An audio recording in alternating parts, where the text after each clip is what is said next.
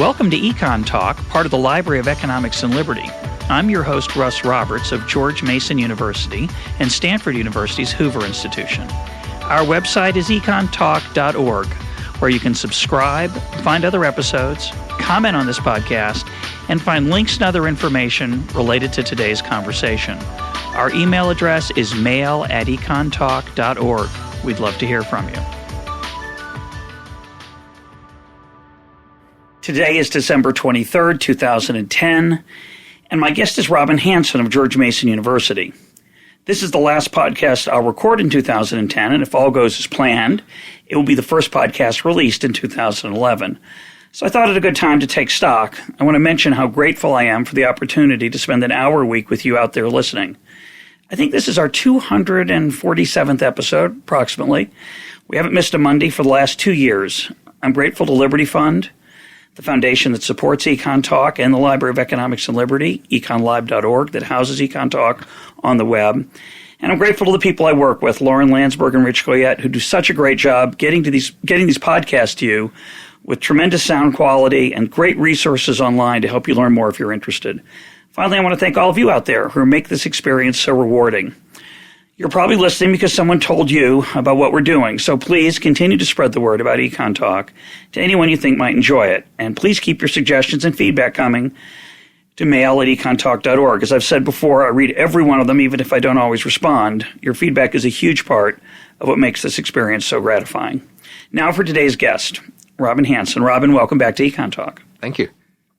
Our topic today is fitting for the end of the year. It's kind of an end of days topic for some folks, a new world that we might be entering.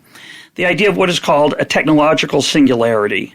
The idea, I hope I'm getting this right, you'll correct me if I'm not, that technology could advance very rapidly, leading to a discontinuity in growth rates. So rather than small incremental growth of 2 or 3 or 5 or even 10% a year, we would get dramatically higher growth rates, and along the way we would develop a radically different relationship with machines that would have very high levels of what we might call intelligence and maybe some other attributes that we would not see today. So I want to start and ask you, you've written a lot of interesting things on past growth. Talk about what we've learned about looking at past growth as economists and why that leads you to suggest the possibility and maybe even the likelihood that we would enter a new world. All right. If you look at the history of the past century and economic growth in the past century, what you see is overall a relatively steady trend. You see over the last century, growth in the world's roughly grown every 4% a year, doubling roughly every 15 years. And when people do data sets of this, they try to fit this roughly steady trend, and they come up with models that predict pretty steady events. And that all makes sense over the last century. But if you look farther back in history, if you go back 1,000, 10,000, a million years, what you see isn't steady growth anymore. What you see is steady growth punctuated by a few very sharp, very dramatic transitions. And so in some broad sense, in all of human history, 2 big things have happened, or 3 big things, if you will. First, humans showed up, and we somehow differentiated ourselves from the rest. Then, roughly 10,000 years ago, the farming revolution happened. Not exactly sure what was the key cause, but there was a sudden change. And then, roughly 200 years ago, there was the Industrial Revolution. And the thing that distinguishes these changes from all the thousands of other big important things that have happened in history was that at these moments, the growth rate in the human economy dramatically increased in a relatively short time. So from about 2 million BC, or 2 million years ago, until about 10,000 years ago, the human race was slowly growing from about, and they say initially 10,000 people to roughly 5 million or so people. And that's at a growth rate of doubling roughly every 250,000 years. When you say the growth that you're talking about? The number of people. Just in population. Right, and really technically it would be more the niche we fit in, because there might have been some crashes where a lot of us got killed off, but then we quickly came back and filled the niche. So in terms of our species or the kinds of species like us and the niche we were filling, we were slowly growing and expanding across the earth, being able to do more kinds of things, fish and woods and desert, etc. So even in the ice. So we learned how to live in more kinds of environments. We had more kinds of tools. We had more kinds of capacities, and that let us grow in number. But at that point, over much of that time, we were growing in number and in capabilities, you say, to live in different ecosystems. But within any particular ecosystem, life was pretty static. Correct or not correct? Well, I mean, We don't doubling really know, every quarter obviously. million years means that, on any human time scale, life was very stable. I mean, there might have been, fluctuations in the environment, or, some tribe wins over another. But in terms of long-term history, technology and ways of life were pretty stable over a very long time.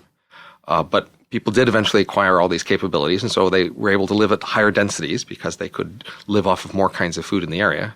And eventually they were able to live at high enough densities in some places that they could stop moving, which is kind of the definition of farming. Yeah, right. Instead of wandering around to grab food, you could stop moving. And when you could stop moving, you could have more stuff because you didn't have to carry it with you all the time. And having more stuff meant you could have more kinds of technologies that you could accumulate and use. And it meant you were closer to people. You could find them more easily. You could have trade routes. You had stuff to trade. And so the farming world was very different. And suddenly, within a very short time, say within a few tens of thousands of years, instead of doubling every 250,000 years ago, we started doubling every 1,000. And big change. It's not only a huge change, but it's like a factor of 200 in growth rates at least, and within a much smaller than a quarter of a previous doubling time. And we're not exactly sure why the growth rate was so much bigger. I suspect it was because of trade routes and the ability to share seeds and things like that and spread them across wide regions. Right. All kinds of things could accumulate that couldn't have accumulated before. Right. But that was a huge change. It was a really big deal. And then for the next 10,000 years, 5,000 years ago, we doubled every 1,000 years. Now, that's a big deal, doubling every 1,000 years. But obviously on a human time scale, the farming world looked pretty stable. Yes, as I think William Baumol mentioned, the first person I saw say it, a Roman farmer would be fairly comfortable with life in the 1600. Right. So over that, to us, very long period of time, there were some improvements. We learned some technologies we didn't have before. Right. The plow got a little bit better, but it was a pretty similar world. More people, though, right? Right. Well, I mean, in all of these growth modes, it was technology that enabled the growth. So it's clear that it wasn't just – we could have grown in population far larger had we had the capacity to support the larger populations. It's really clear that the reason the population grew was because we figured out how to support a larger population, and that's primarily technology of various sorts. So technology and knowledge was always the key to growth, but how fast we could grow that knowledge and technology suddenly had these huge changes. So we could grow it very slowly when we were foragers and living very low density and not being able to carry much stuff with us. And then as farmers, we were able to grow much quicker, but it's still slow compared to today. And then with the Industrial Revolution, within a very short time, a few hundred years, which is small compared to the 1,000-year doubling time, we went from doubling every 1,000 years to, over the last century, doubling every 15 years. And again, I want to focus on when you say doubling, you're talking, usually when we talk about growth rates, we're talking about standard of living. But you're talking about population, but it's also standard of living. Right. So we're taking world product as the product of the number of people times the per capita product of each person. So we're taking sort of the standard capacity of the economy to make stuff. So over most of human history, when world product grew, we spent that on more population. And per capita wealth didn't change much. But in the last few hundred years, we've grown so fast, doubling every 15 years, that population hasn't kept up. So per capita wealth has increased because that's revolutionary. Right. That's first time in human history. It's very important and very enormous. Unparalleled. Right, because we sustained this growth rate in the economies over a long period of time. There have been, periods of time in the past when there have been sudden crashes and sudden growth, and temporarily people were very well off, and temporarily they grew fast, but ran out. So that's nice for those of us alive today. We've got our heart valves and iPads and air travel and all kinds of pleasant and some not so pleasant things along with them. Mostly pleasant. So that's it. We're going to now continue to grow and double every 15 years, and so that's good. So the usual debate about the future, and framed by academics and economists, is to choose between, say, three scenarios. One is things continue to grow as they have, which is the optimistic scenario, usually described as. There's a pessimistic scenario that things crash and we all die. And there's because of, say, environmental collapse or war, or we run out of materials or institutional failure, and who knows, right? But that's the negative scenario, which do you take seriously? And then there's the happy medium scenario. We have to find a way in the middle, not to fall into oblivion and not to rise naively into the sky that won't be there, but we have to find a way to have a stable medium in the middle. And that's the usual debate. And that optimistic one is, again, about a 2% per capita growth rate in the developed countries, maybe a little higher in the undeveloped. To get them, they're going to catch up some. But even that optimistic scenario, obviously, if you project it, say, 2 centuries or 150 years, 150 years would be 10 doublings. That's a factor of 1,000, right? So you say the optimistic scenario continues for another 150 years, the world will be 1,000 times more productive. Hard for people to grasp, but that if you have trouble grasping that, what you want to do is go back 150 years ago and think about life in 1850, which was very, very different than life today on virtually every dimension. Right. So this is a pleasant, in many ways, scenario, although if you think it's unsustainable or unfeasible, and then we're deluding ourselves, then you think we're in for a big, rude awakening when we find out it can't happen, right? But those are the 3 usual scenarios. But now, the 4th way. Right. But I think you should, in addition to taking all 3 of those scenarios seriously, you should take a 4th scenario seriously, which is that we could have another dramatic event of a similar magnitude than, say, the 3 most dramatic events we know about in our history, which are industry, farming, and then the arrival of humans in the first place. Both of which were largely unprecedented in terms of previous trends. Unexpected, came out of the blue. In terms of a time scale, they were a very short time scale compared to previous time scales, and they dramatically changed the time scale of what was happening. So if we just take those events and we just do numerology, we just say, we don't know where these numbers come from, but let's just pretend like the next thing that happened would have a growth rate increase similar to the previous growth rate increases, and then maybe the modes, the number of doubling times that happened during each mode are similar.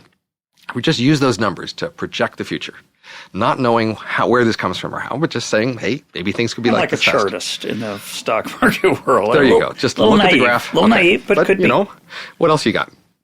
So if we did that, we'd say, well, we can get a remarkably tight prediction for the new growth rate, because these increases in doubling times have actually been remarkably consistent. And so what you get is roughly in the 1 to 2 week doubling time range. So pause, let that sink in.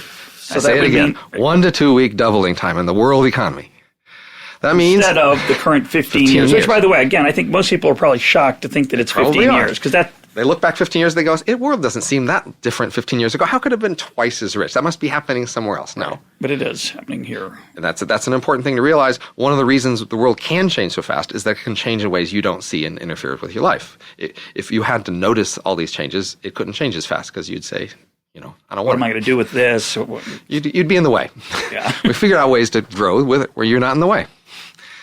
Okay, so every 2 weeks instead of every 15 or so years. Right. So now the interest rates would have to be on a similar scale. So that means if you've got a pile of money and you put it in the bank, it doubles every 2 weeks. So this would be obviously a strong temptation to save. Yes. If you had ordinary human, time scales. We might live a lot longer. It might be real different.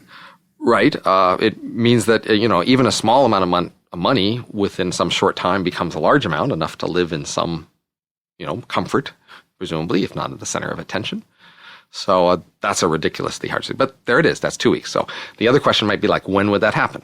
Now, how long these things have lasted kind of varies. And in fact, you might think from the past 2 transitions, we're kind of overdue for one, if you just want to take the numbers at it. On the other hand, if you want to go farther back, you might say sometime in the next century. So we don't get a very sharp time prediction other than roughly in the next century. But we get a pretty sharp prediction about the new growth rate. One of the reasons that's hard to adjust to this idea is the fact that before these transitions occur, life looks really stable. So if you're a hunter-gatherer 12,000 years ago, you have a pretty stable life that looks a lot like, if you knew about it, your great-grandparents. Sure. And similarly, if you're a farmer 6,000 years ago or 4,000 years ago or 2,000 years ago, farming is farming. And someone said, there's going to be this thing called the Industrial Revolution. You'd say, well, that's not plausible. And here we are after the Industrial Revolution, and life looks, as you say, it's pretty stable in the sense that, barring the occasional financial collapse like we're in the middle of right now, the economy in a developed country goes 3% a year, which is pretty good. 3% gets you doubling every 25 years, 20-something years. It's not bad, and that's the way it kind of is. So it's hard to think of to go to a radical change when you're in the middle of what is all that you know. It's very challenging to folks. So tell us why there might be a glimmer of what could bring this about, other than just, well, it's happened before, it'll happen again. All right, so the first thing to just mention is that human timescales, are not the only timescales in the universe. We know about lots of timescales, the life of stars and galaxies and atoms vibrating and all sorts of things. So it so happened that until recently, the growth rate timescales were just vaster than ordinary human life timescales, so you just didn't notice it in a lifetime. And now it happens to be near our lifetime scales, and we notice growth, but it's on our order of magnitude, so we sort of see it happening over a lifetime, but there's no physical or logical reason why it just couldn't be a lot faster. Just depends on how these parameters work out. All right, so that's sort of set up. So now the question is, okay, yeah, that's nice numerology, but if this is actually going to happen, it has to happen with real stuff in the world around us, right? There has to be something that actually embodies it or supports it. So if foragers were looking around, and could they have foreseen farming? Could they have envisioned the idea that if they stopped moving and stayed in one place, that suddenly they could have trade routes and wars and all sorts of things? I don't know. Could farmers have envisioned industry if they just made these machines a little more reliable and a little more standardized, maybe had a factory line? Could they have envisioned that they would really be this useful? Well, it's pretty hard. Probably not. Could somebody in 1960 imagine? In 1962, I saw a computer that was used for the early warning system in case a Soviet missile came over the horizon and we wanted to know where it was going to land. So there was a computer to help do that. That computer took up a space that was the size of a warehouse floor. Of course, it didn't have the same, probably has less computing power than my iPhone 4. I love when people say that. I don't know what that literally means, but it could be true. So if you'd said, in 50 years, you're going to have something in the palm of your hand that does what this room does, you'd say, well... Now, there were people who foresaw that sort of thing, so that wasn't an impossible thing to see, because there was what was called Moore's Law, and there were these trends in computing costs, and you could just project the line out. Now, of course, they'd had a decade of experience. I don't think Moore had put his law forward in 1960, but yeah, I get your point. Right. So they had a short time, and they had to project along, but there were ways to project that. But so there's a reasonable case to say, you're just not going to be able to predict what the next thing's going to be, and, it's probably just going to be something you haven't thought of. And fine. But that doesn't sound much fun. No fun. Come on. Why don't we take the things we know about and at least ask for each of them? Could this be the thing? Could this be it? How plausible is this going to be the big thing that would do this? Now, this is a reasonable exercise to go through because we're setting such a high bar for a new technology here. There's lots of really big, important technologies that could come along that could do a lot and be important, but just not at this level. This is really a really high level. So we could look at, say, surveillance and say, well, surveillance is important and you'll be able to watch more things and it'll change privacy and maybe change marriage and change work relations. And there's lots of things surveillance could do. Could it make the economy double every 2 weeks? Just no, sorry. And you think, maybe space colonization. What if we got space elevators going and get stuff off to the asteroids and back again and we have big solar collectors? And that would be cool and it would add to the economy. Can that stuff grow every 2 weeks? Not a chance. Sorry, it's just big and slow and no, not even close. Distance challenges there, which can be very hard to overcome, too. Right. You can even think of, what if cold fusion or some great energy technology came along, right? And it made things more efficient, and we have bigger steam shovels and bigger rockets and transportation, and we don't have to charge my phone every 2 days instead of every day. Right, it'd be huge. So a new energy technology could make a big deal, but even then, we only spend, less than 10%, maybe less than 5% on energy in the economy. But it's in everything, Robin. It is in everything. When people say that as if that's an argument ender, but it's in everything. Right, and maybe, you have enough cumulative indirect effects that you can't quite see. You don't want to, cross those all off, but the direct immediate effects are limited, right? You don't spend very much on energy, so if you make energy cheaper, free, can't do that much for you unless you figure out a lot of new things to do that you aren't doing now because they're too expensive. Yeah. You do some, but that's even hard to see. Even nanotechnology, this idea of making little which is a popular... Right, making little tiny machines, which you can make other machines and make lots of stuff. That has maybe more potential, but even that, what it does is it makes capital for manufacturing cheap, which is great, but manufacturing is 15% of the economy. Capital for manufacturing is, 7% or something. It's still pretty small. Get it done. Right. But then we come to the scenario of something like artificial intelligence, robotics, machines that are capable like people. And then you pause and you think, well, 70% of income goes out there to labor. And a lot of the other parts... That's a secret, by the way. So just say that again and explain what it means. Where's all the money going? When you buy stuff, the money goes somewhere. Who gets it? Well, the factors of production, the things who contributed to the stuff you made. Well, who are those? Well, obviously there's raw materials and there's real estate and there's the owners of the company and there's managers. But basically, most of that is labor. It's the people, wages. When you buy something, most of the money goes to pay the people who were involved in making that stuff. And that number, 70%, or it's maybe closer to 67 in the United States, is pretty close to a constant. Occasionally hear that it's crept downward to 50-something, but that's usually by leaving out compensation, other parts, benefits. Compensation, the amount of the pile of stuff that goes to labor is just about 70%. And that's just has been for a long labor. time. And lots of indirect. The other 30% includes a lot of indirect labor. Sure. Lots of ways in which people who thought up the machines. Right. They own a patent, and now the patent's counted to the patent, but it was the labor that went in to make the patent, et cetera. And the entrepreneur that runs the business that gets the other what's left over. So that's a comes person. out in stock, but they put the effort in, right? So anyway, so most of income in the world today goes to people. If you can make that a lot cheaper, you can make everything different, right? That's big. And this robotic, artificial intelligence, smart machine scenario, at least in principle, has the potential to do that. You think, well, if you really have a box out there that it's really smart like a person, and I can have it do a job instead of a person, and it's a lot cheaper than a person, well, yeah. You put that into a standard, just the idea of having a box like that into a standard economic growth model. Not only can you get, a big change in the economy, you can get a big change in growth rates. Because in fact, our growth rate is limited now by the fact that we can't grow people very fast.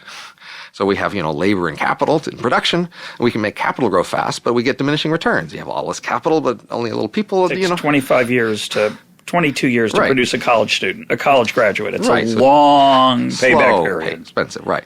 If you can make boxes that replace those people as fast as you want, well, now you can relax growth rates in the economy. But Robin, then people wouldn't have any jobs. So why don't you make people feel better about that if you can?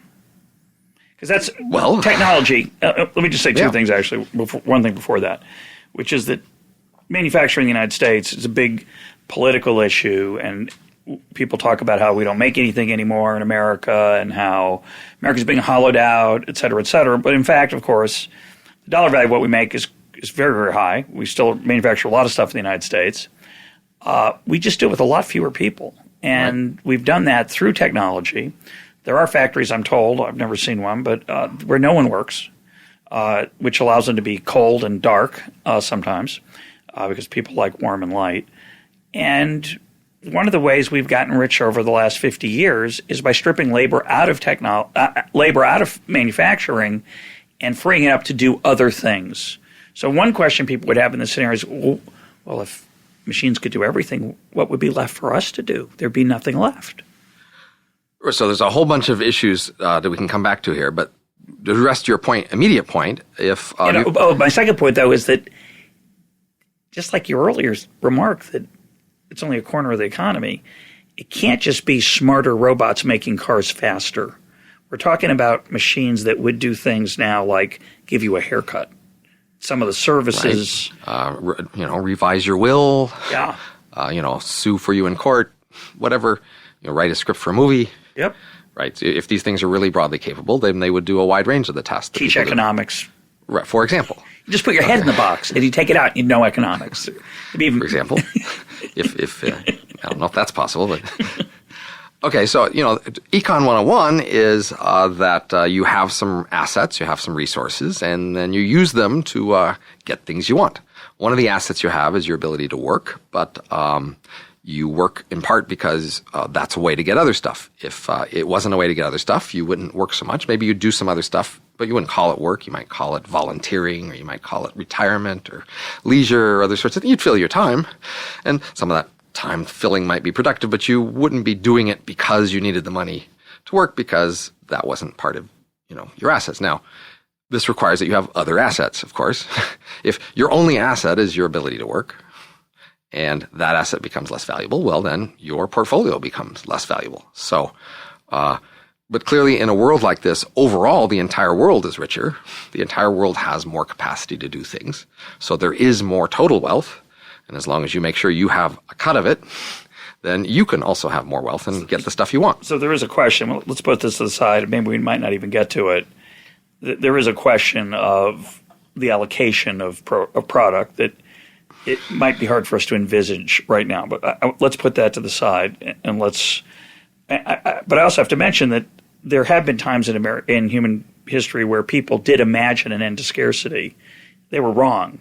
They imagined higher growth rates, and they said, well, when we get that wealthy, of course, we won't worry about stuff anymore. But, of course, that hasn't turned out to be true. We invented new stuff that we cared about and enjoyed. And so those predictions have all been wrong. So I'm not sure that your prediction, even though wealth will be doubling, output will be doubling every 2 weeks, it's not obvious that we would just sit around and be leisurely and enjoy the fruits somehow. Well, I mean, in fact, if you look at the leisure class in our society, they're pretty busy folk. They work hard, yeah. Right? They spend a lot of time volunteering or starting new ventures or, even hiking, et cetera. I mean, they're not just sitting around staring. They're not like Wall-E staring at TVs, although some of them obviously are. But, I mean, the basic fact is in our world, there are people who are independently wealthy. That is, they don't have to work to support their lifestyle. Many of them, most of them, spend a lot of time doing things that look like work. Very many wealthy. My point really is that there are a lot of wealthy people who don't just cut coupons, as they used to say in the old days. They don't just let their wealth grow because they actually want more than that. Right. They continue to work. In fact, they work very hard. But they might work for a shorter amount of time, lifetime-wise. But they choose to work on other considerations than the wages. The wages don't have to be as important to them in choosing the things they do. But many of them do, and they use those wages to buy things that in 1940 or 60 people would have said, oh my gosh, those are, couldn't be imagined. New things come along that you want to work for is all I'm really saying. Sure. But in the scenario, the question is, if you choose to do some activity, how much will you get paid, and how much will that influence your choice of the activity? If the amount you get paid is really small compared to the other wealth you have, then it's a small consideration. It doesn't mean you won't spend your time doing stuff. It doesn't mean that stuff you do won't be useful somehow. It just means that won't be the issue, unless, of course, that's the only money you have. In which case, you're in more trouble. Yeah.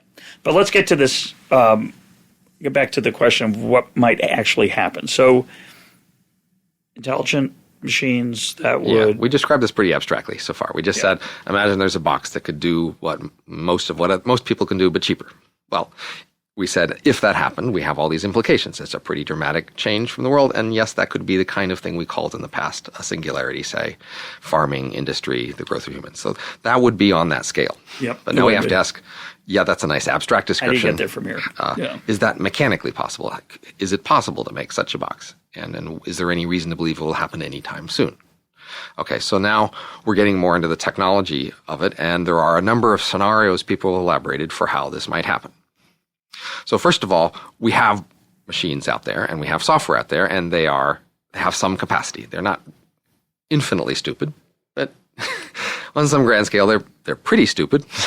And slowly we're adding more capacity to software. We're making more kinds of pieces of software and machines that can do more kinds of things. So you could just say, maybe that trend will just continue. And maybe eventually the end result of that trend will be really high capacity machines with a lot of ability to do things. So an example would be your car light comes on to tell you that your tire needs air. That's a smart car. The word smart is in quotes there. But a smarter car would fix itself. Smarter car would drive. Yeah, and in for fact, sure. We're actually not that many years away from being able to field cars that drive. Google's actually done a set of field trials with cars that drive. So there's more. It seems to be more legal and regulatory barriers, liability barriers there at the moment than that. So, but that's a big deal, right? Cars that drive, that's smarter. And don't crash. By the way. Yes, that's important to add. That's easy to build a car that drives. And of course, don't drive over people that get in the way and all these kinds other of sorts of details, there. right? Yeah. But okay. But so there's that. That's one scenario. But you got to say, if you look at the trend there and you just say, well, how fast have we been improving and how far do we have to go? It looks like a long way to go. People have talked about it as a possible singularity. Right. It hasn't shown the potential. Right. It hasn't happened yet. And the trend is pretty slow. That is, we're doing remarkable things with machines now, and we'll do even more remarkable things. But in terms of, humans are still getting the vast majority of income. Computers as a percentage of world income, down in the few percent, if that range. So, But that's your view. There are people who think that's the way it's going to happen, right? Right. So in this space, every possible view almost can be identified with representatives. So we just sort of go through. But conservatively, you'd say, well, what's been happening, just project that forward, is one possible scenario. You got to give that credit. It's actually there. It's happening. It could take it quantum leap within its boundaries. Right. Now, another scenario, people sort of who have more of a physics background or something like that think, well, we haven't found the theory of intelligence. We haven't found the great equations. And if only we discover the great equations, then everything will look much easier. And it's like trying to do chemistry without knowing about atoms or something. You're just fiddling around and don't know what you're doing. But once we've got the equations, then everything will be vastly easier. You mean, when you say the equations, you mean some theory, a deeper understanding of how matter connects to other stuff? Well, a theory of intelligence in such a way as to make it feasible and simple to make it. Now, of course, the correct theory of intelligence could just be it's one big hell of a mess, and there's just lots of details. Just like the correct theory of how to make an biological organism that functions in the world is, well, there's a hell of a lot of detail, and you have to get it all right. And there is no grand theory of how to make a tiger. There's just a lot of pieces about how to make a tiger. Yeah. Right? And that could just possibly be what's true about intelligence. There's nothing deeper or central. It's just a lot of things you have to get right, which is, of course, the way most of the economy is, really. But some people have hope for this grand theory. Other people hope that there's some way of making a machine that, even if it's really stupid, can learn fast, or like figure out how to make one that can read, and it reads all of our stuff, and then it knows a lot. And there's some varieties like that. Most of these are sort of long shots, in that there's not much evidence so far that anything's going to pan out, but you can't rule them out either. I mean, it could happen. Yeah, it's just seems to be a misunderstanding between data and knowledge, right? It's the internet. Whatever that means, whatever this means, I'm going to say. The internet knows an enormous amount, more than any of the smartest person in the world, but it's not useful. Know that it knows. And it's not useful. It's not integrated in some it doesn't know how to integrate it. The brain is a very remarkable thing. Absolutely. So that's one of the things One of the definite things you learn in Feelings RHB are very impressed with the brain. Yeah. Brain's Don't know great. how it works, but it does remarkable things. Yeah. All right. Which leads us to the last scenario, which is porting software. So, people have spent many years writing software, and often they write software on some old machine in some old language, and then it gets obsolete. And they want to have a new machine that works a lot like the old one, except it uses the latest hardware and the latest computer languages, et cetera, like that. And one approach, of course, is to go talk to the people who made the original software and try to create a model in your head of how it worked, and then rewrite a new piece of software that functions the same way as the old. A different way of getting the software that does the same thing is to what's called port the software. What does that mean? You make an emulator in the new machine that makes the new machine look like the old machine, and then you take the old software and you just run it on the new machine. And it only challenges the emulator. You just got to build the emulator. Right, which can be hard, but basically you have to make the new machine look like the old machine so that the old software runs just fine. So that's one approach we can try to take to make smart machines that work like people, is to port the human brain software. What would that mean exactly? I've read a little of what you've written about it. Try to explain that. So your brain is a bunch of cells that send signals to each other. And you have different types of cells, and they have different types of parts, and they've got connections to each other. And your brain software is two parts. There's the which cells are where and who's connected to who with what types of connections. And then the other part of the software is, well, how do these cells run? I mean, what's the rule by which cells take signals coming in and turn them into signals coming out? So when I talk to you, signals go in your ear, go through this whole signal processing, comes out to other parts that decide for you to talk back to me, etc. That's what your brain is these cells with a set of connections between them and how they relate, and then how each cell works. So to port your brain, we need two things. We need to actually figure out which of your cells of which type are where in your head, and then we need to know how each of your cells work. And we need to create a box, right, an emulator that could absorb that transformation, right? Right. So once we get this information out of your head, then we have to make a computer simulation of your head, which basically simulates your cells in their connection to each other.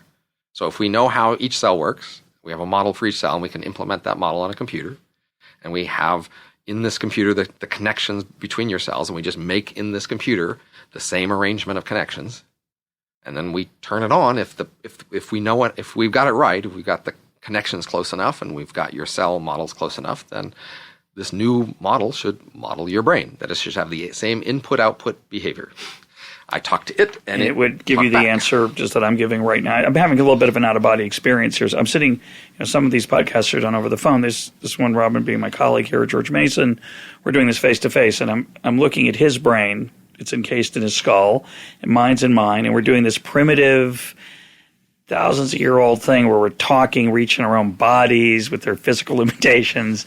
And it is somewhat exhilarating and interesting to imagine, skeptic that I am, that we could go to a different model of that interaction. So this podcast could be created by the Robin Hanson black box talking to the Russ Roberts black box back and forth.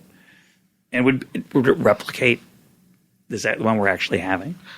Well, now these boxes could be sitting in bodies that look much like ours and sending sound to each other across a room like ours. So if at that level, it doesn't have to be that different. That would be very primitive. I mean, one of the things that strikes me about this is there's an irony here, which is there's a certain lack of imagination about this imagining, right? Here we've got these big brains, and the way we're gonna get ahead is we're gonna try to replicate this messy physical thing, and we're relying on this metaphor of a computer that just because that's the hottest thing, and it sounds like something. It's also humiliating, if you have to admit it. The human race would be prouder of itself. It came up with the grand 5 equations of intelligence and implemented that into some grand thing we created. But this approach admits that we don't know how the hell we work, and we're not going to know anytime soon, and we should just make a copy of this complicated mess that we don't get. But there is a reductionist element to this, which says, and this is controversial, I assume, because I find it challenging, all there is to our brain is its physicality. There's nothing else there. That's not universally accepted, correct? Right. Now, I have a physics background, and by the time you're done with physics, that should be well knocked into you. Certainly most top scientists, if you survey questions, will say, that's it. You're a brain in this head. Just chemicals and electricity and... There really isn't much room for anything else. Sorry. There's just not much of an open... It's not like it's an open question here. It's... We haven't really seen much in the way... physics has a pretty complete picture of the stuff that's in our world around us, where, we probed every little nook and cranny. We only ever keep finding the same damn stuff. I guess the argument would be, and I thought this was more respectable as a scientific view, maybe it's not... we haven't made much progress on those fundamentals, right? Well, we have enormous progress in seeing the stuff our world is made out of. Making some sense of a larger picture of it is much more challenging. But, almost everything around you is the same atoms, the same, protons, electrons. There's a rare neutrino that flies around. There's photons, and that's pretty much it.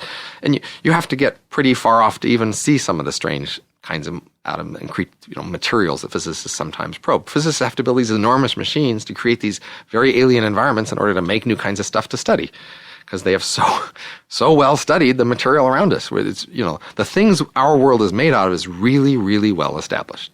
How it combines together in interesting ways is gets complicated, and then we don't get it. But the stuff it's made out of, we get. That part I agree with you. I just wonder. Your head is made out of chemicals. No doubt about that. No one can deny that. The question is the sum merely sum of the part, the whole merely the sum of the parts? I don't think everyone accepts that, do they? Well, in the scientific world, we've never seen anything else. Right. Agreed.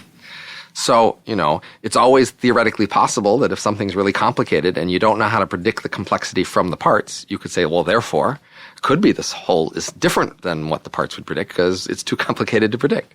Right, but that's just sort of... I guess you could call it just a linguistic difference. I guess the question is replicating... Let me say it a different way. We know how to build a replica of the Eiffel Tower, right? We could do that. We could make a functional replica. Making an exact replica is very different. We can make a functional replica, though. One that from a distance would look the same. Up close, you're right, wouldn't have the same patina, the same rust, the same... You could tell. Right. You could measure that. You could tell they were different. But you could create a functional replica. We're not close to creating a functional brain. Right. So tell me why not and why we might be able to get there. If you... A better way to say it is the quote, smartest, the most successful, these words fail me, the most advanced, the biggest computer fails at most of the tasks that we would want this to do, right? So we haven't gotten close to that level of intelligence. And the AI, the artificial intelligence promise of, say, 20, 30 years ago, which was very optimistic about our ability to leap forward, is not proven successful. So we should just separate two very different issues here. One is sort of technological understanding and knowing how things work and how to make things, and the other is knowing what the world is made of. So I make this very strong, confident claim. We know what the world is made of, and we know what pieces they are and how they interact at a fine grain. We know that. But at higher levels of organization, we don't know how to make other things, like even photosynthesis in cells. We don't know very well how to make a whole photosynthesis machine, or we could make a bunch of solar collectors that were, efficient and powerful. You could take your phone out of your pocket and take it apart, and you wouldn't know how to make a phone like that because there's other people who know how to make it and they're not you. So, and a lot of the biological world around this, that was designed by not us, and we don't know how it works, but we're pretty sure what it's made out of. Agreed, but doesn't get very far. Right. So, in terms of artificial intelligence or making a machine that was as smart as a person, it's clear that if you're trying to design the machine based on an understanding of the human brain, you're just a long way off. And that's the whole attraction of the porting scenario, where you say, you don't have to know the design and the overall organization and the basic, architecture. You just have to know how the pieces work and copy those. And if you know how the pieces work and you copy those, that's enough, because the whole is the interaction of the parts. So what do we not know now about the pieces that keeps us from doing that? So this scenario, which we've called whole brain emulation, taking a whole brain and emulating it on a computer, requires three technologies. One is scanning. You have to be able to scan something in sufficient detail. You have to see exactly which parts are where and what they're made out of. Two, you have to have models of these cells. That is, you have to have a model of the cell input signature and then what comes out of it as a mapping. And it doesn't have to be exactly right. It just has to be close enough. And then three, you need a big computer, a really big computer. Because there's a lot of cells. Right. A lot of cells. A lot of connections. Right. A lot of interaction. Absolutely. So on these three technologies, we can do trend extrapolation and say, where are we now? And if trends continue, and how long would it take? The computing technology has a nice solid trend. We've got this very solid computing trend. And we should project that pretty confidently into the future. And the problem is we don't really know how detailed we're going to need to go into these cells. Okay. So the scanning technology, we also have decent trends. This is a vastly smaller industry, so if there was a huge demand for it, it could grow much more quickly. But it's a very small demand, so there's a small industry. But still, that technology actually looks roughly to be ready first. We've actually done a whole mouse brain at a decent resolution. We've done a scanning of an entire mouse brain. It's a factor of 1,000 smaller than a human brain, but What does that mean? A scanning of a mouse brain? Well, they slice a layer. They do a two-dimensional scan of that layer at a resolution to go across the edge of each cell, and then they slice another layer and they do the same thing again. And they've done that for an entire mouse brain. So let me ask you again a sort of a naive question: if you could take a person's brain out of their head while they were still alive,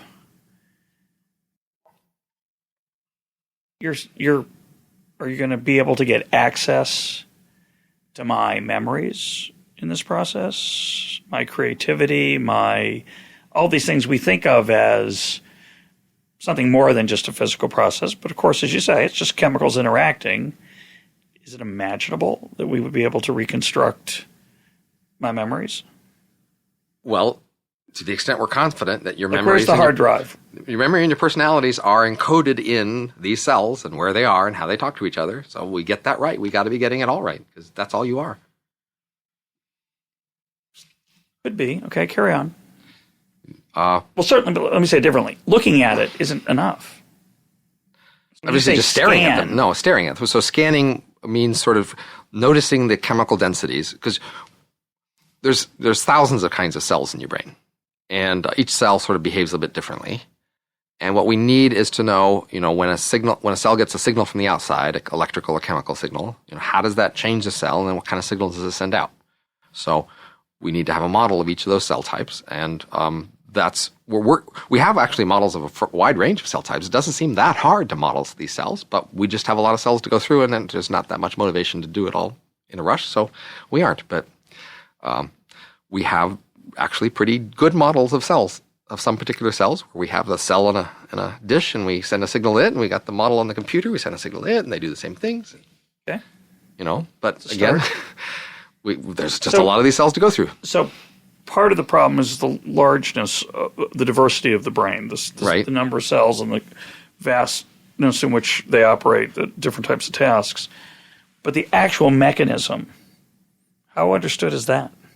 Mechanism of what? It connects these cells to each other, and well, we can see, when you can see sections of active brain, you see these signals going through. People put probes in and watch the signals. So people have watched brain activity, and they've seen, they've even created ways in which they send off radioactive signals to watch where the parts of the brain are active. And we've done a lot of watching of brain activity.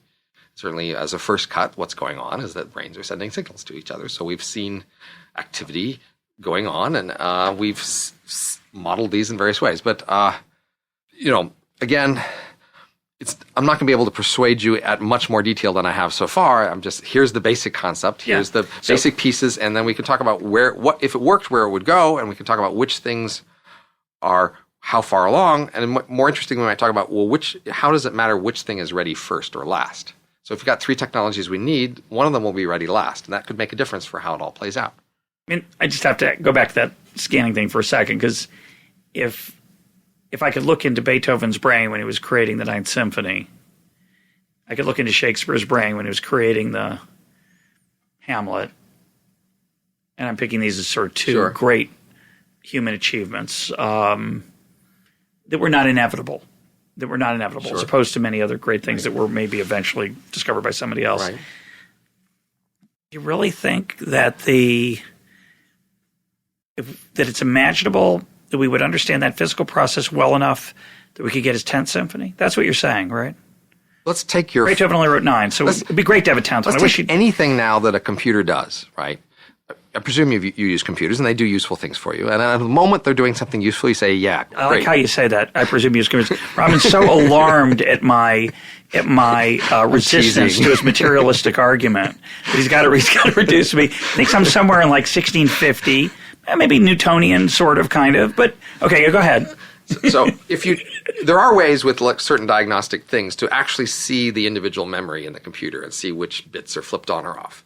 If you just had a way to just look at the memory in the computer and see the pattern of on-off bits, and see that pattern of bits while the computer did something interesting or something you respected or you liked, you probably see little relationship. Just looking at the random bits in the computer wouldn't make much sense to you at all, right? Because you're just looking at the pieces without understanding how they're put together. So how are you going to reverse engineer the creation of the symphony? This computer, when you looked at the bits, you couldn't make any sense of it. You could still port the software. And you could still have some confidence that if you know the machine language that the software was written in and you get a copy of the software, you could port it to another machine and it could do the same amazing stuff. And you still don't know how it did it. That's the whole point of porting software, is you don't have to know how it works to get it copied over, as long as you know what language it was written in. So the key thing is to say, now, if the brain was something else than cells sending signals to each other, you say, no, you misunderstand. You're paying attention to the wrong thing. There's these neutrinos bouncing around. You're not even seeing them. And therefore, you're missing the main activity in the brain. Then I said, if that were true, we'd just be wrong. We'd be copying the wrong thing. We're leaving out the main thing. But if the main thing is these signals going back and forth, and we get that part right, then it's got to get the whole thing. I mean, just like, if you have a dish of food and you think it tastes great, and you see the ingredients they made the food out of, and you put them together in the same order, well, either you saw what ingredients they had in the right order or you didn't. But if you get the same ingredients and you make them the same way, should make the same food. Okay, carry on. But looking at the ingredients isn't going to tell you how it tastes, right? No, that's true. Go ahead. I'm fine. I'll play. I'll play along. I understand the argument. It's part of it is being a religious person. I'm capable of imagining something that's not observable. So that's one issue. And I also just worry about the limits of our ability to fully master complex processes that have random elements. But maybe that's just a matter of time and, as you say, application of effort to it. And resources. We should always throw in an uncertainty here of there's stuff we don't understand, and we might just be wrong about something we're missing. So happy to throw that in here. But you just said then it's just a matter of time before we figure out. Well, there could be stuff we'll never understand. There's no guarantee. It's possible. But still, for projecting forward, we have this history of learning more and having big things happen because of that. So if we're trying to project the future, thinking that we might learn a lot more is one of the things we consider, right? So, carry on. So let's go back to we've got three processes. Right. That we need to and this is only one possible one of the scenarios, right? Right. The one I think is the most likely, so which is why I'm emphasizing it. The most predictable in the sense it looks like it just matter how long it takes as opposed to whether it happens. Okay. And so it's a way to make these boxes that are very intelligent and can substitute for people. Now, the way in which these boxes are constructed, interestingly, makes it easier to predict a lot of things about how this new world will play out. Because these boxes aren't just machines that are smart. They are machines that are smart in the same way we are. And so these boxes, in terms of their motivation and their personality and their thought habits, are just like us, at least at the beginning. So, in particular, they're just like somebody. Right. They could be just like Robin. Right, for example. But they might not be, right? They could just be, we'd make a Robin who didn't have whatever minor, tiny flaws you have in your brain process. I don't know what they are, Robin. Hard to imagine. So, the whole point of porting the software, it's hard to change ported software very much. Yeah. Right? Because if you don't know how it works, you can make some random changes. Most random changes can make a mess. Can make it worse, yeah. So you'll presumably get some efficiency gains. You'll basically start throwing things out of your simulation to see what you don't need. And there'll probably be a lot of stuff you don't need. Because there's the essential part of the process and there's irrelevant detail we copied when we made this whole emulation. And we'll figure out how to throw away irrelevant detail. So that'll make this thing cheaper and faster, which will be good. But some things we throw out we think is relevant turns out to be relevant. We turn it on, doesn't work.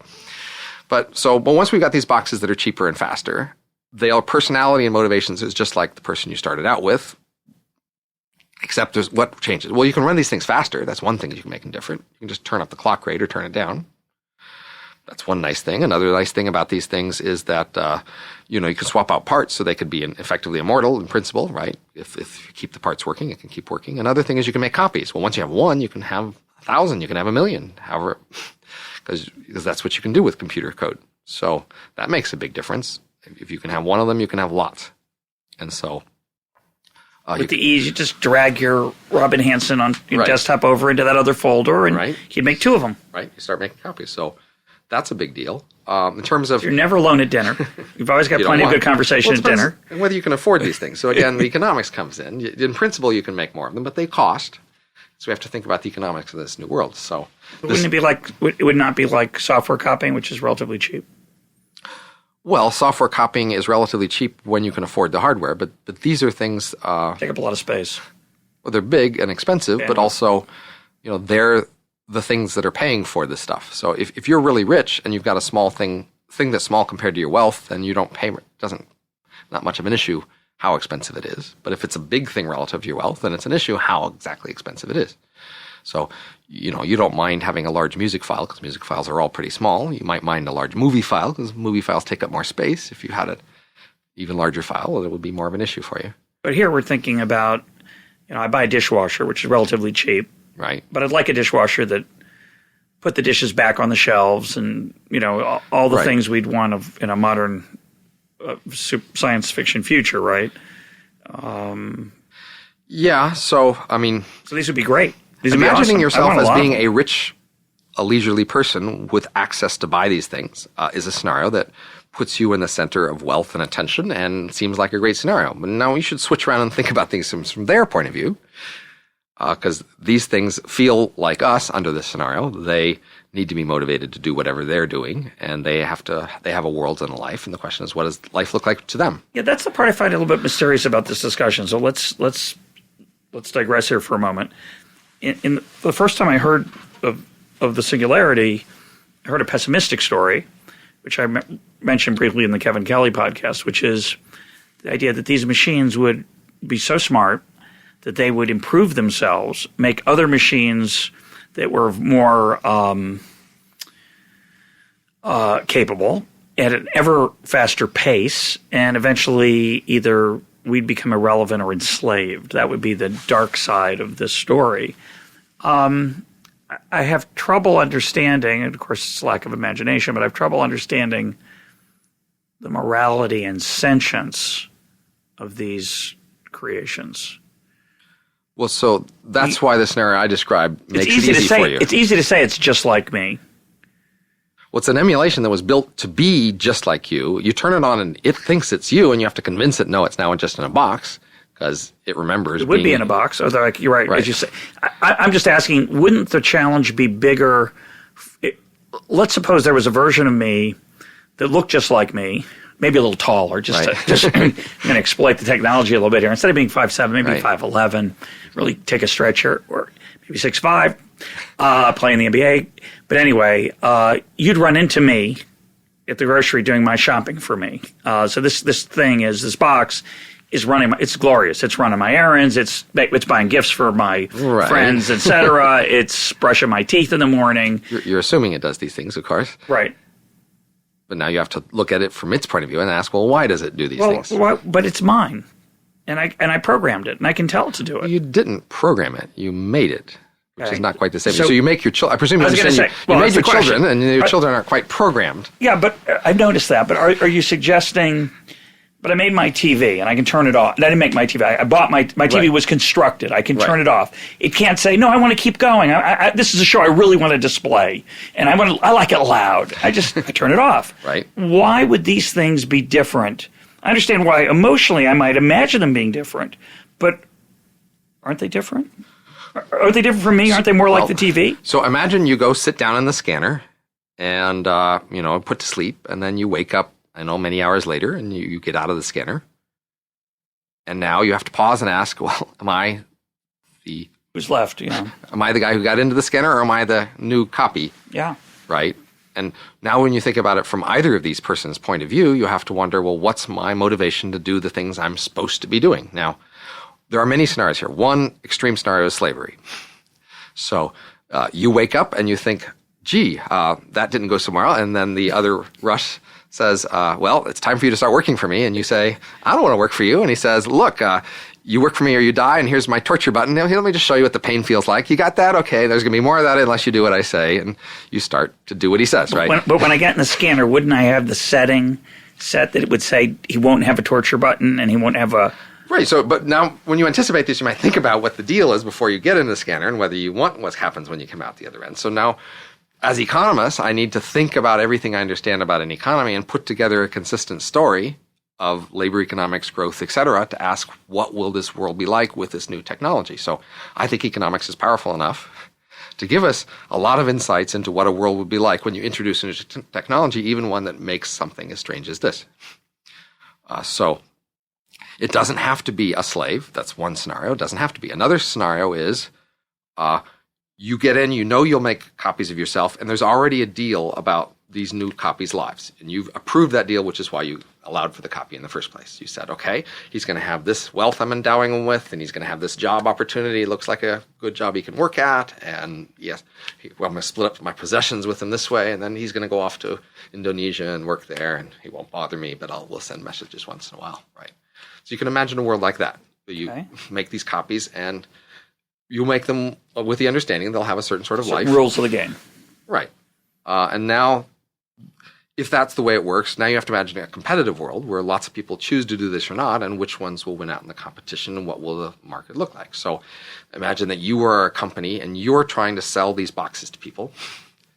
And the reason people buy these boxes is because they're smart and capable and do lots of stuff. But of course, if these boxes talk back a lot or complain a lot or suddenly sit down on the job, well, that's not going to be such an attractive box to sell to somebody. Right. So you want to find people who will fill these boxes who will make a good arrangement. So it's a sort of middleman labor,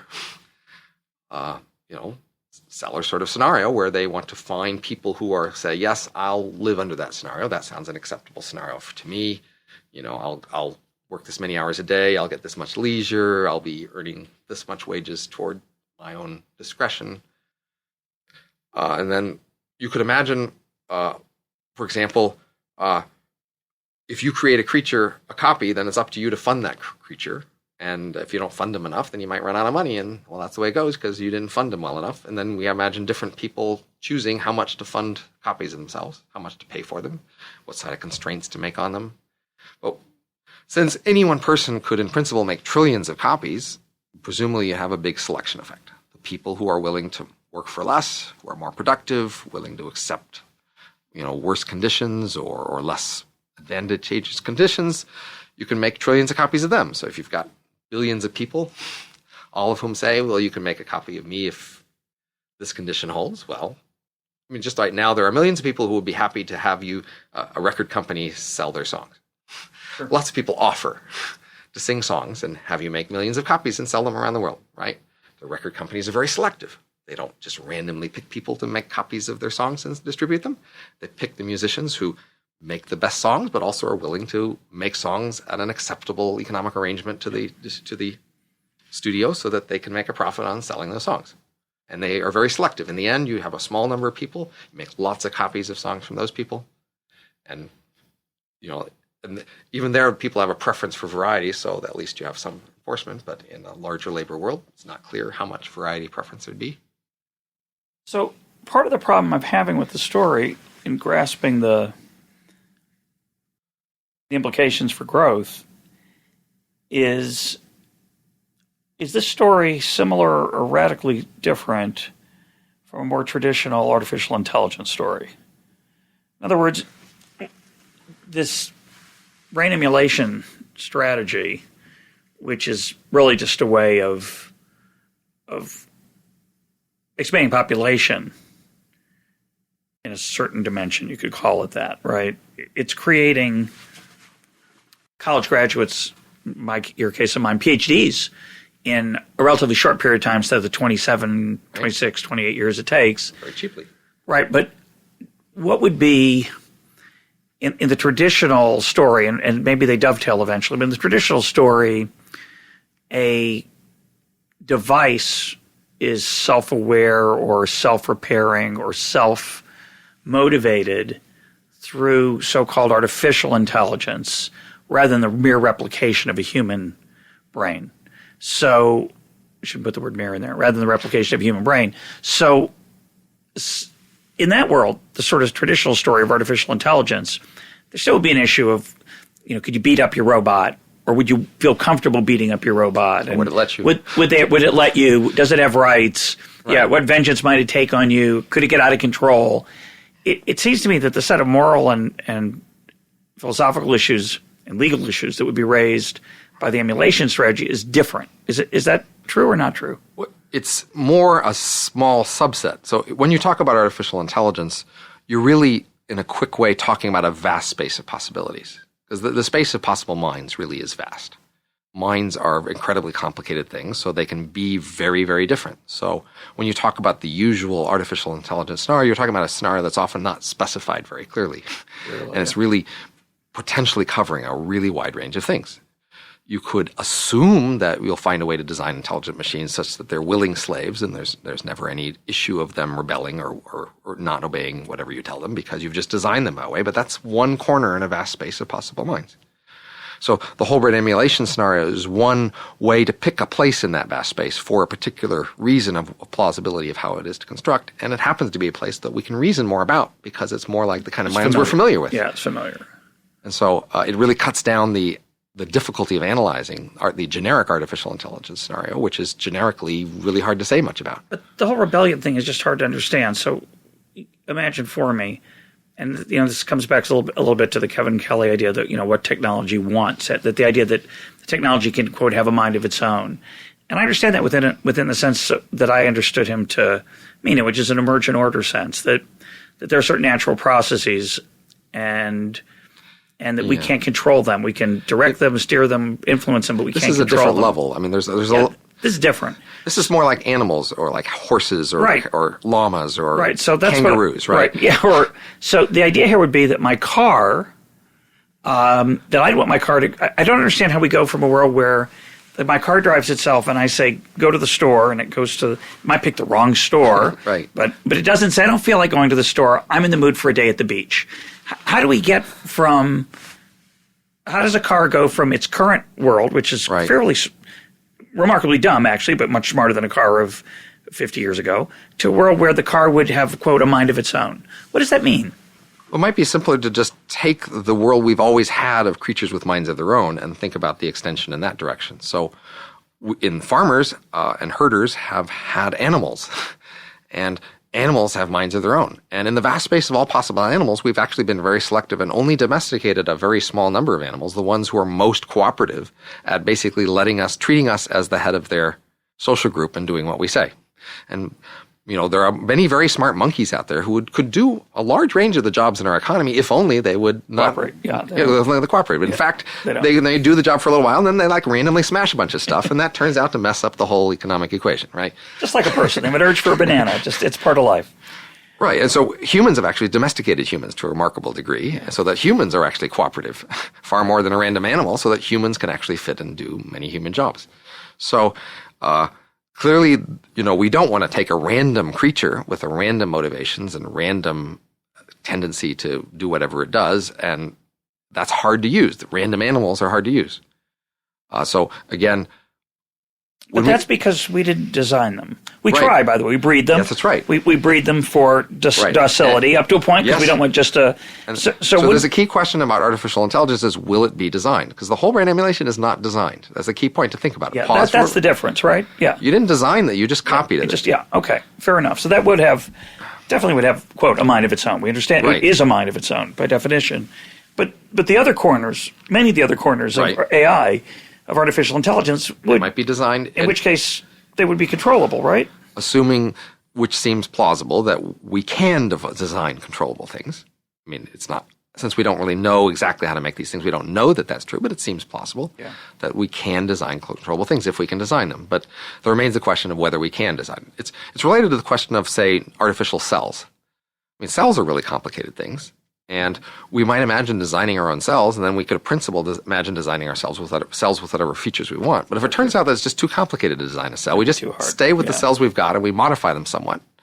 Well, then the future path of cells will be things that retain a lot of the features of old cells because they were just too complicated to change. Okay, so I want to get back to the economics and the growth idea. So if we stick with the emulation strategy, if we had that capability, and some people availed themselves of it, and they bought from these vendors that were offering this opportunity, the quantum leap that we would get, the singularity part, let's forget all these ethical and technical issues for a moment. Let's just think about what the economy would be like.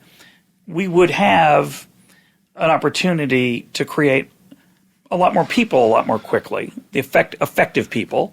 Why would that lead to enormous increases in growth?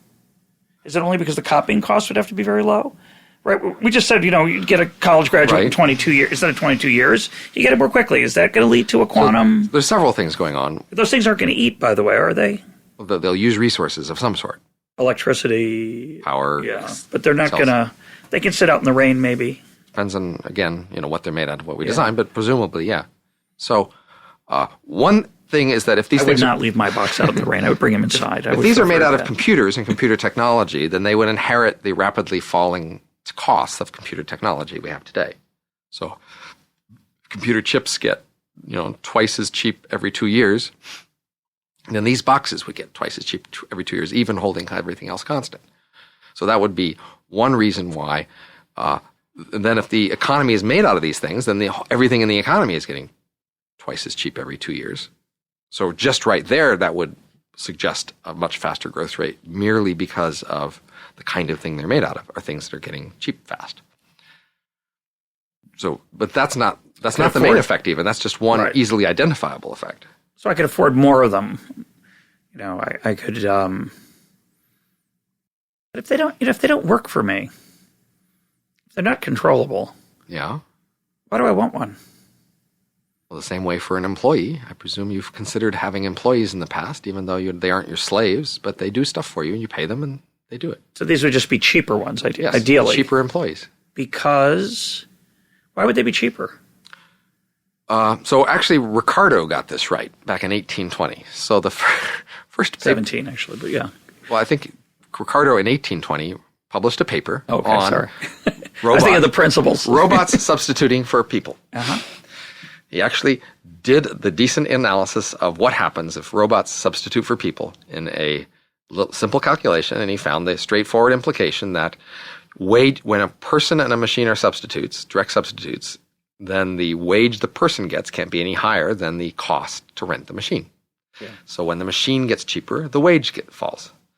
So if the world economy is dominated by employees for which it's easy to make more of them and rent those machines, then the wages have to fall at the price of the rental price of making the machines. Under a scenario where, of course, people make nearly as many machines as it's possible to make and still not lose money. So it's more of a zero profit constraint. Some people would be very shy about making copies of themselves.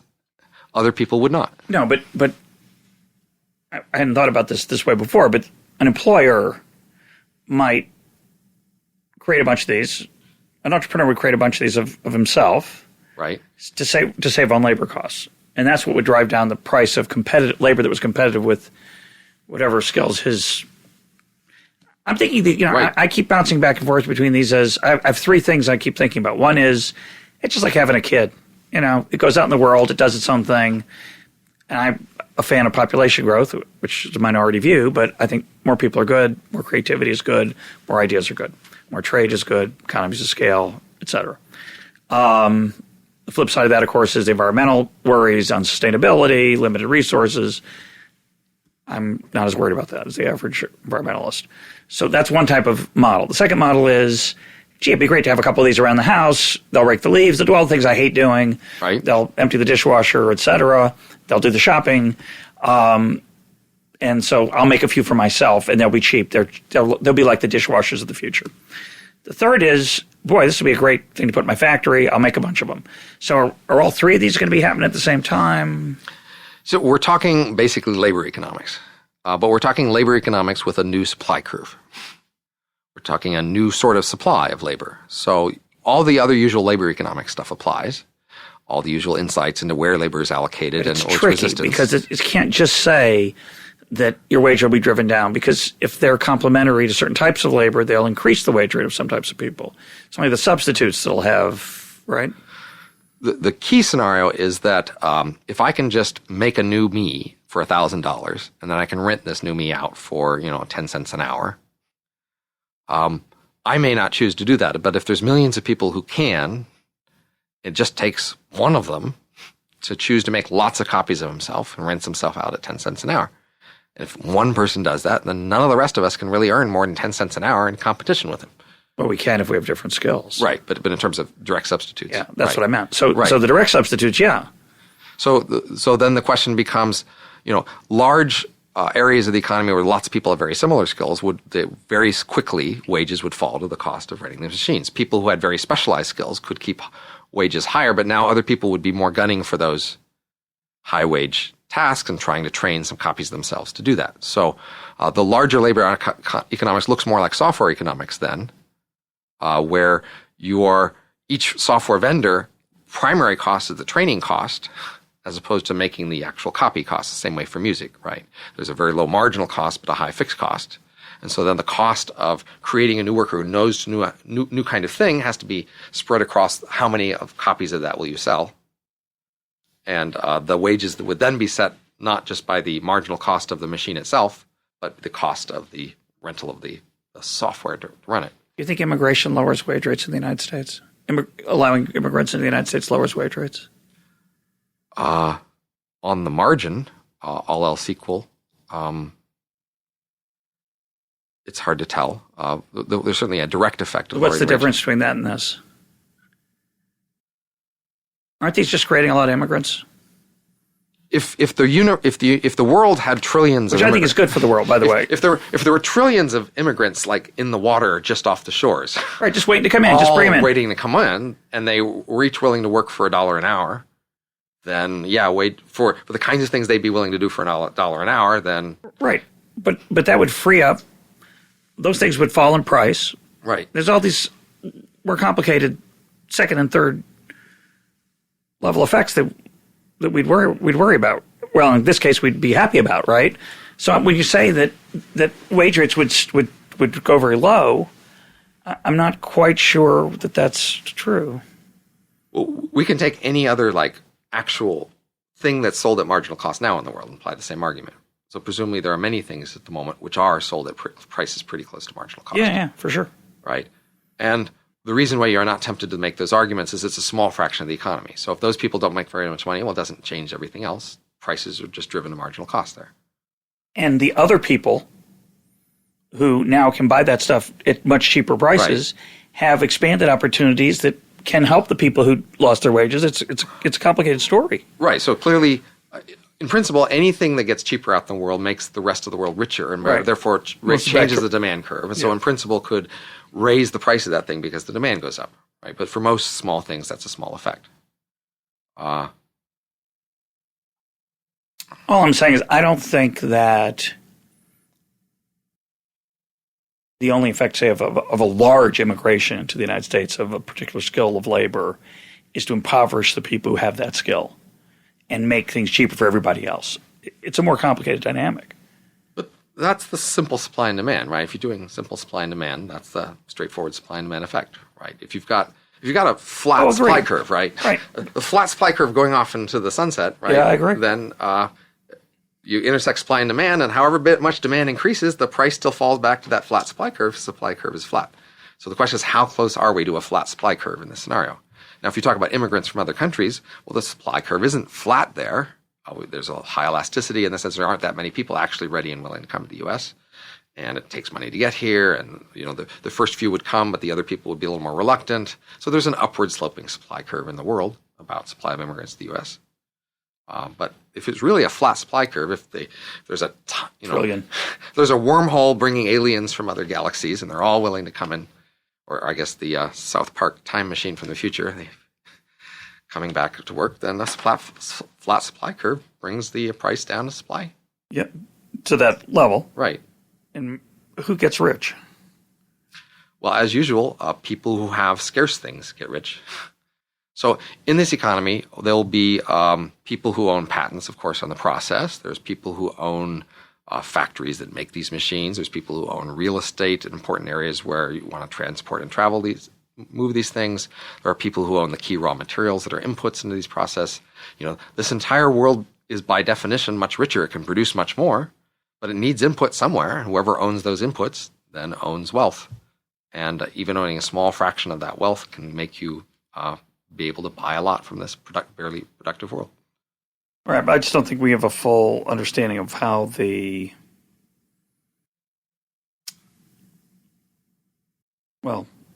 one thought I have is the demand for real people, but maybe that'll be a distinction that's hard to measure. Now, in some sense, if you could think of a sort of the spectrum of jobs available in terms of the relative advantage of machines, these kind of machines and people, and you could sort them that way. And then you could ask, there are some jobs that have a really high advantage of people relative to machines. And on those really jobs that the people are the best at relative to machines, then those jobs can get a high wage. But these people are going to be just as good as people. Well, if they're better in everything, right, then that's not true, right? So it depends. If you really wanted a human waiter at your restaurant, and that was sort of high class and high status. Right. So that's one way. But I'm just, again, I keep coming back to sort of more mundane arguments, like you wouldn't want to argue that population growth over time is going to lower wage rates, because it doesn't. Right. And so what's different about this? So this is a way to understand the relationship between humans and machines as both complements and substitutes. I think that's the key sort of conceptual barrier to economists to understand. So Ricardo did this paper in 1820 about humans and machines as substitutes, and he got the straightforward substitution effect. The more traditional view of economists over the last century, starting at least with Wicksell and the early 1900s, was that humans and machines were complements.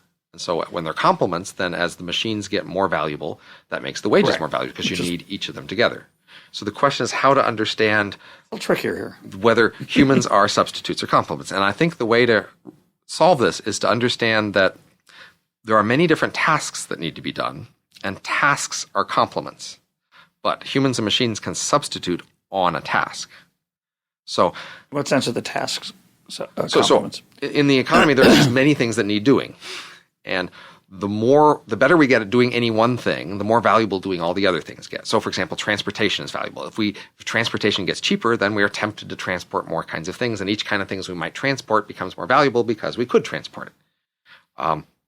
Tasks are complements in the vast economy. Tasks, even within a company, even within a factory line tasks or complements. You need to do quality control, you need to pick up the materials, etc. You don't do all the tasks, you don't get the product. So a marginal product goes out to, people who do tasks that are valuable on the margin, and when things are complements, then all the tasks have marginal value, and then tasks you do better make the other ones have higher marginal value. So when machines just did a small range of tasks, and that range of tasks didn't change very much, then when the machines got better, all the other tasks became more valuable.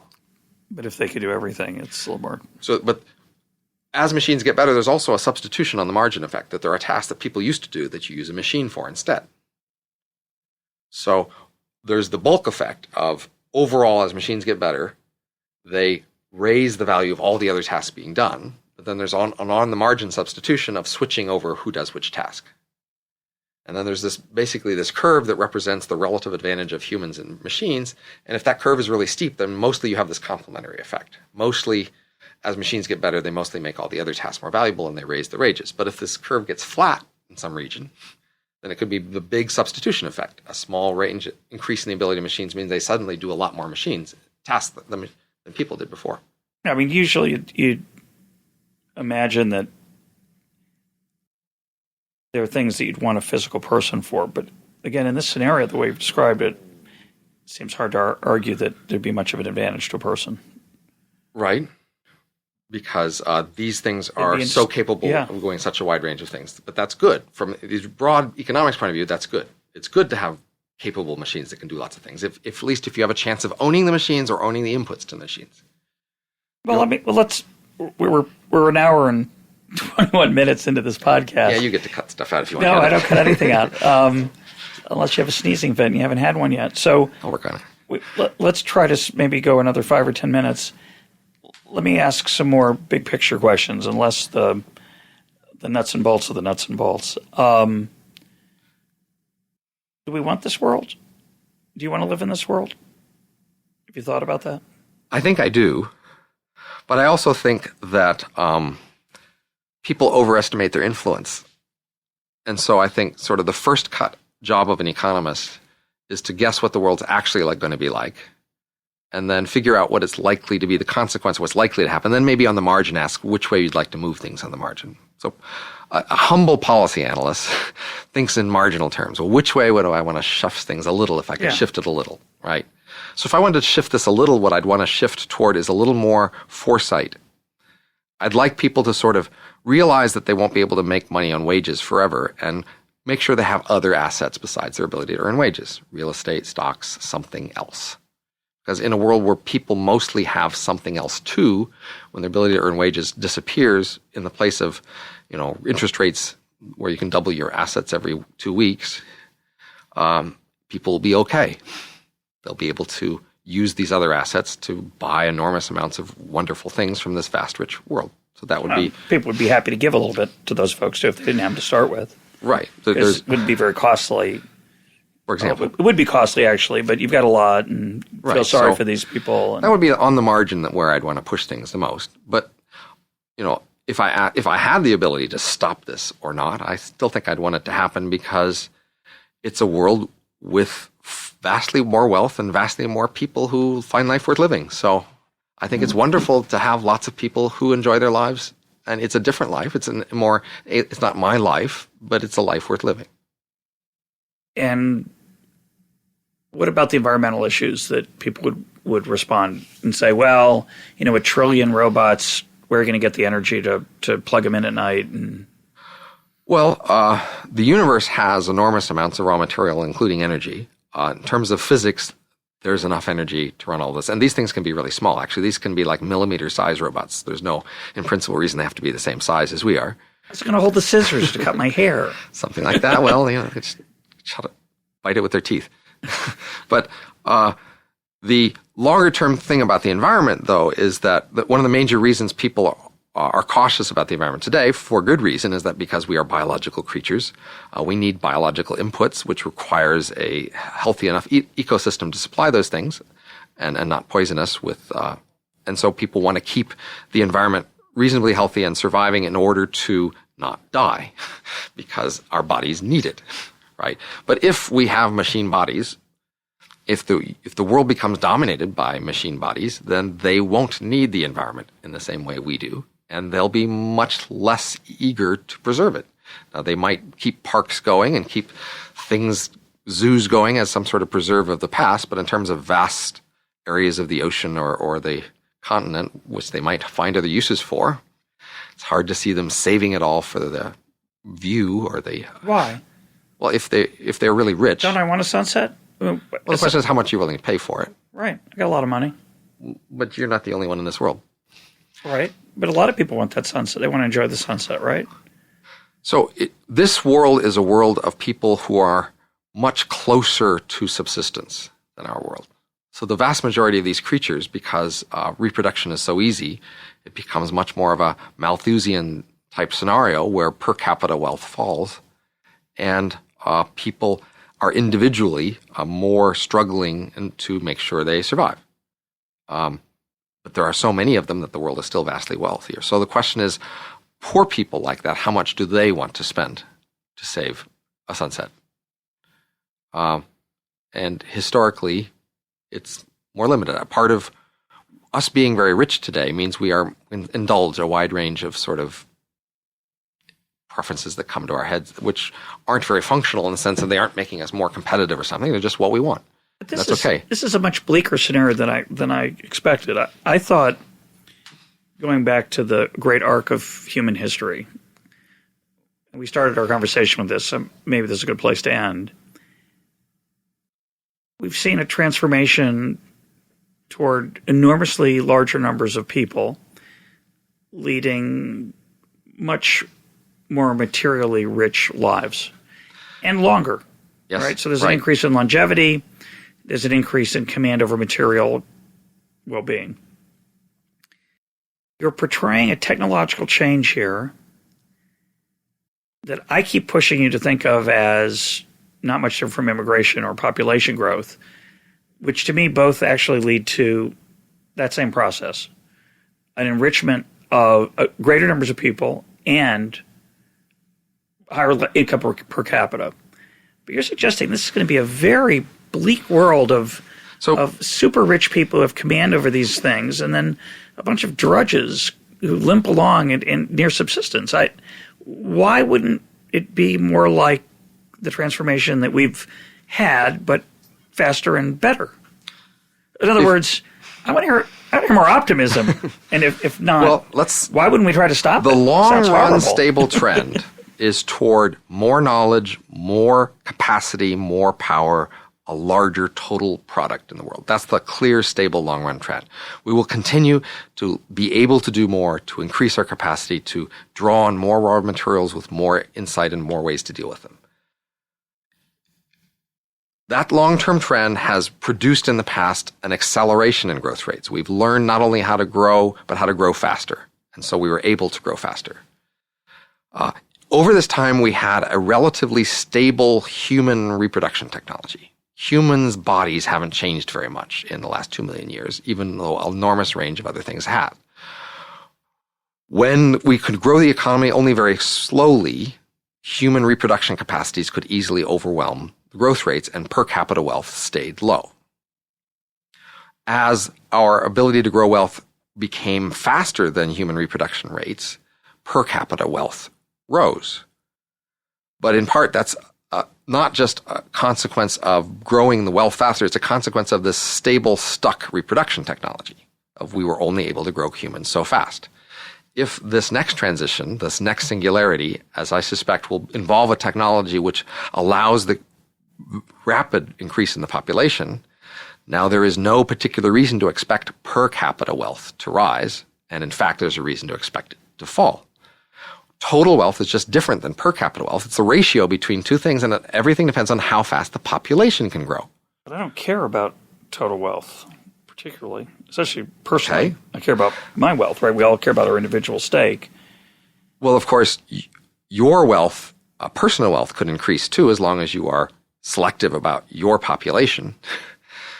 You could spend your increased wealth on having more copies of Russ, and therefore having a larger Russ population, or you could spend your personal wealth on having one Russ who is richer.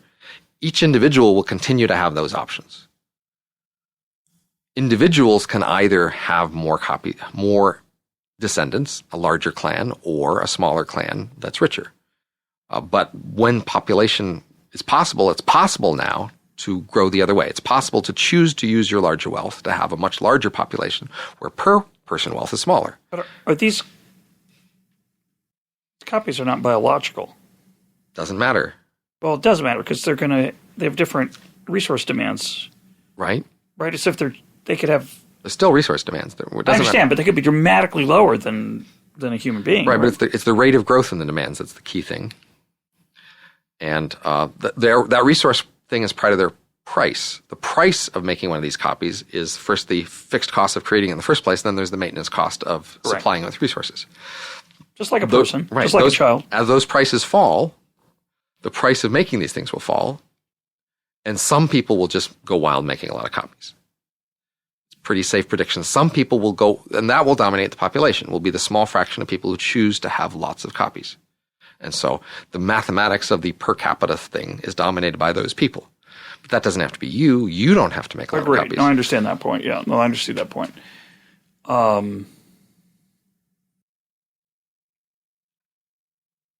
But those copies will make me richer, I think. Yes. The other person's copies. Yes, they will. That's right. Yeah. Absolutely. Not going to make me poor. Unless you are relying on your ability to compete with them and to earn wages. And they're just like me. And they're not. If you own things like real estate, patents, stock, if you own things whose value doesn't decrease as they get more competitive. Again, you wouldn't say that with respect to immigration or population growth. What's different here? There are lots of things in our society whose value gets smaller because they're no longer as valuable because other things outcompete them. So agreed. If you 20 years ago, if you had owned the patent to a cell phone, a 20 years old circa cell phone, that would be worth a lot of money. But as better designs of cell phones came along, that patent became less valuable. With technological progress, some kinds of assets become less valuable because they are rights to produce certain kinds of things in certain technical ways. So your ability to earn wages is more like a certain kind of patent. It depends on how competitive you are compared to the things you'd be competing with. True. So that's why you can't count on that as a permanent source of wealth if you're not going to be improving. I understand that. So why does that not hold in population growth generally? You wouldn't want to argue that population growth has lowered the return to labor. You could argue it's ceteris paribus, but ceteris paribus doesn't mean anything there, right? It holding all things equal. You can't hold all things equal. That's the sure. But there's more people want to go to college. There's all kinds of things that offset those just that micro supply and demand in that one market, right? Right. So are none of those coming into play here? Or have you not? Am I on the wrong track? Think about thousands of years ago in the farming world, there was growth in the economy, but the population could grow quickly, and these other effects couldn't counteract it very quickly. Some, right. So, in fact, thousands of years ago, when the population in an area grew, then in fact the wages of labor fell relative, say, to the price of land. And in fact, if you wanted to own something that was permanently valuable back then, it was more important to own, say, land or some other right than the ability to have a child who could then make money, because on the margin he would be near subsistence and the expense of feeding the kid would be pretty close to the cost of creating them in the first place. And so it's not a winning strategy to try to create kids 3,000 years ago. Right. Right. It's not an asset that has long-term value. So if in the future our ability to create population very quickly is similar, then we will similarly have the ability to rapidly increase the population relative to the growth rate. So we'll be more in that regime than we were thousands of years ago. It's about two different timescales and how they compare. Again, the main reason per capita wealth is increasing now is that we can't increase the population as fast as we can increase wealth. That's a mechanical way to say it. That's one way to say it. The other way to say it is our rate of productivity change is outstripping our population growth. And they're not, and as you pointed out earlier, they're not totally exogenous. They're not totally independent. We'll think about this some more. Do you want to say, last question, which has to be asked of Robin Hanson, would you bet on this happening? not only would I bet on it, I think we should bet on it. And all of these sorts of things about what might happen in the future could be illuminated and elaborated in betting market prices if only somebody wanted to have betting markets on these things. It would be mechanically possible. It's feasible. Somebody would have to subsidize it, but you could create these markets. You could have betting prices on the different kind of AI, when they might show up. And the virtue of that would be to help us prepare for it, or? Well, it would, first of all, say what would likely to happen, so it would help you personally try to anticipate and prepare. It would, of course, also offer possibilities for, conditional on various policies, whether better things would be likely to happen or not. So you could offer policy conditional estimates out of these things. You could say, should we, subsidize robotics more, or whatever else it would be? Should we have more, global trade in robotics, et cetera? You could ask about consequences you cared about and how it depended on decisions you might make. People tend to throw up their hands and think, well, the future is complicated, so nobody can predict anything, so nobody should think about it. I think it's not that bad. But you also shouldn't just rely on visionaries who, spout various exciting stuff, because there's the incentives there are poor, and they'll tell you things you want to hear, things that excite you, but that's not very realistic. If you want realistic, hard-headed estimates about the future, I don't see how you can do much better. And to get people to bet on it, it's not the sort of thing people, unfortunately, will bet on just for fun, because it's a lot more fun to bet on short-term things. You get the payoff quickly, but you could get people to bet on it if you subsidized it. And unfortunately, nobody stepped up to do that yet. I talked to Mark Cuban, who shows a willingness to subsidize interesting, creative things. He's the owner of the Dallas Mavericks, and he's been very entrepreneurial lately in the sports world. My guest today has been Robin Hanson. Robin, thanks for being a very patient and time-intensive guest. It's been delightful. Thanks for having me.